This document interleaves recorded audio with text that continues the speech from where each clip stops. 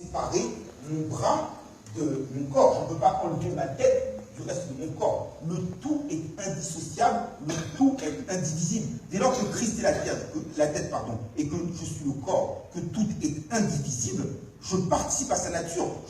En ce sens que je vais dans le même mouvement que lui. Si mon pied fait un pas en avant, et bien forcément, ma main va suivre. Je ne peux pas avoir ma main à l'autre bout de l'estrade et mon pied à l'autre bout.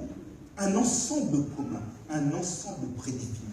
Et c'est parce que nous sommes revêtus de cette nature, parce que nous sommes propriétaires de cette promesse, que désormais nous sommes parfaitement capables d'échapper à la corruption de ce monde qui se manifeste par la convoitise. Et c'est ce qui va faire l'objet de la troisième et dernière partie de notre prédication.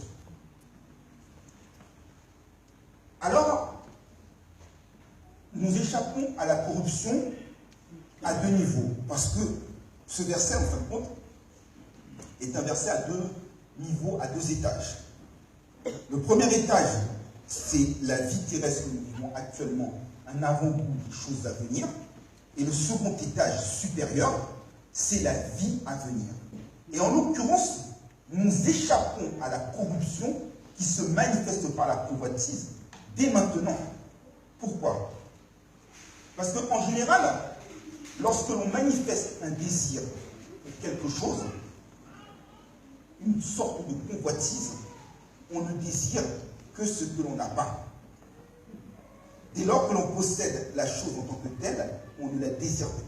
Je vais vous donner un exemple personnel, qui peut être même généralisé. Un jeune arrive à la fin de son adolescence, au début de sa vingtaine, il souhaite ardemment obtenir son permis de conduire. Le permis de conduire est l'objet de son désir. Mais une fois qu'il a son permis de conduire, qu'il conduit normalement, regarde le permis, ok, ouais, j'ai le permis. Ouais, ça devient banal. C'est-à-dire qu'au moment où tu ne possèdes pas la chose en tant que telle, tu la désires, tu la convoites, mais une fois que tu l'as, elle est sans valeur pour toi. Autre exemple. Un pays qui a des ressources naturelles n'a pas besoin de désirer, n'a pas besoin d'importer des choses d'un autre pays. Je prends notre cas en Haïti. Nous avons le café, nous avons la banane, nous avons le sucre. Dès lors, la banane d'autres pays, quel qu'il soit, le sucre d'un autre pays, quel qu'il soit, le café d'un autre pays, quel qu'il soit, ne nous intéresse pas. Nous n'avons aucune nécessité, nous n'avons aucun besoin de l'importer. Et bien spirituellement, il en est de même. Dès lors que nous sommes comblés de toutes les bénédictions spirituelles dans le céleste en Jésus-Christ, le monde n'a plus aucun attrait, aucune valeur. Et l'apôtre Paul le dit très clairement, toutes ces choses qui étaient pour moi un avantage dans la chair, je les regarde comme de la boue à cause de l'excellence de la connaissance de Jésus-Christ. Vous voyez, quand vous avez la connaissance de Jésus-Christ, ces choses-là n'ont aucun intérêt pour vous. Et d'ailleurs, l'apôtre Jean dit également une chose, nous donne cet ordre profond. En 1 Jean 2, versets 15 à 17, il nous dit bien, n'aimez point le monde, ni les choses de ce monde. Si quelqu'un aime le monde, les choses du Père ne sont point pour nous. Or, les choses de ce monde, c'est la convoitise de la chair, la convoitise de la vie, la convoitise de la chair, la convoitise des yeux, et l'orgueil de la vie. Et que, en l'occurrence, celui qui a cette convoitise, eh bien, il nous dit que la convoitise de la chair passe un temps, mais que celui qui fait la volonté de Dieu demeure éternellement. Et dès lors que nous avons l'amour du Père, nous ne pouvons pas avoir l'attrait pour les choses de ce monde. Et d'ailleurs, le Père nous équipe. Je parlais tout à l'heure d'une bénédiction spirituelle. Les bénédictions spirituelles se manifestaient. Lorsque la chair corruptrice, veut nous tenter, l'apôtre Paul dit ça en Galates 5, verset 16, marchez sur l'esprit et vous n'accomplirez pas les désirs de la chair. Nous avons le fruit de l'esprit qui est en quelque sorte un antidote contre les œuvres de la chair. Lorsque le diable nous attaquait de toute manière, nous avons les armes spirituelles, parce qu'il nous est dit en Éphésiens 6, verset 10, du reste fortifiez-vous dans le Seigneur et puisez dans sa force toute puissante. Dès lors qu'on a le bouclier de la foi qui permet de repousser les traits enflammés du malin, par exemple.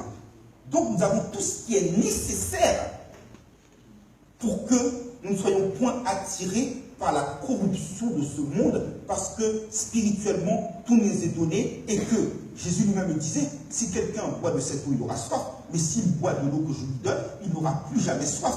Et parce que ce n'est pas l'eau naturelle, c'est que spirituellement, il nous remplit tellement de bénédictions, tellement de grâce, tellement de sa parole, tellement de son esprit, que le monde, pour nous, n'a plus aucun attrait.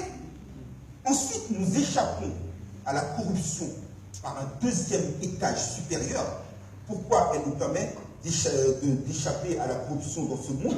Par la convoitise. Parce que, s'il est vrai que notre Seigneur, lorsqu'il a commencé son ministère en publiant une année de grâce. Il y a une année de grâce, mais il y a un jour de colère. Et en Jésus-Christ, 1 Thessaloniciens 1, verset 10 nous le dit, nous sommes épargnés de la colère à venir. Dès lors que nous approprions cette promesse par la foi, qui nous rend participants de la nature divine et que nous ne sommes pas dans le lot des corrompus, nous échappons à la colère à venir. Et parce que notre vie, vous voyez l'idée d'être participant de la nature divine, Colossiens 3, verset 1er à 4 nous le dit, parce que nous sommes ressuscités avec Christ, nous n'affectionnons point aux choses qui sont sur la terre, nous affectionnons aux choses d'en haut. Et notre vie est cachée avec Christ en Dieu. C'est-à-dire que là où Dieu est, nous sommes aussi. C'est l'idée d'être participant de la nature divine.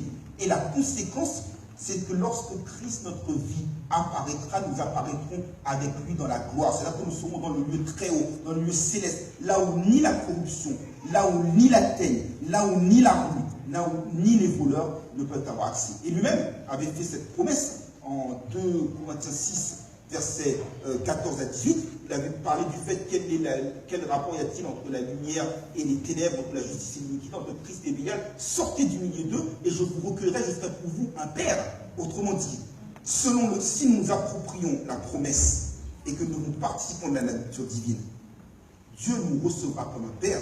Mais si nous ne nous approprions pas cette promesse, il nous rencontrera comme un juge.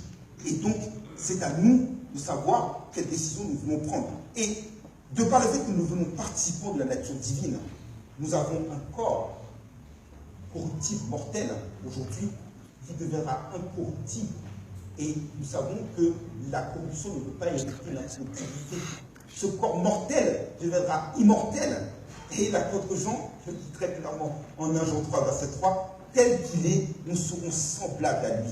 Et là, alors que notre nature divine est en mutation, est en perfection, est en développement, elle sera parfaitement accomplie au jour de Christ pour que nous puissions être avec lui dans la louange, dans la gloire et dans la félicité.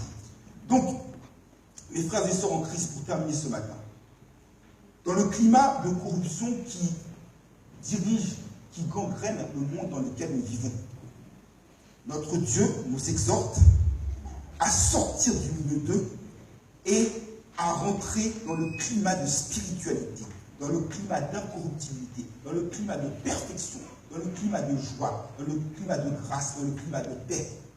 Là où ces promesses sont oui et amen et s'accomplissent sans qu'un iota ne manque.